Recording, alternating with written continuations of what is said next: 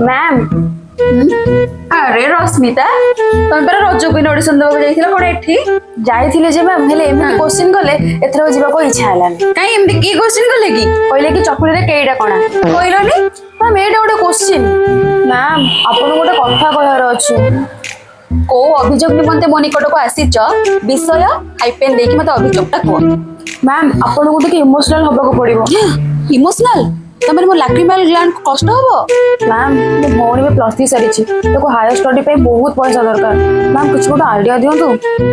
अरे हे मिछे तमे बा कहितलो तमरो कोआडे दीटा कुकुडा फार्म अछि दीटा डंपर गाडी अछि आ कोन दीटा डाला ऑटो अछि एते सब मिछ कथा तमे हमो कहितलो चीटिंग करता है पैसा पत्र नै पाठे बे मैम मैं मिछे रे कहउथली अच्छा तमरो कास्ट कोन कहिला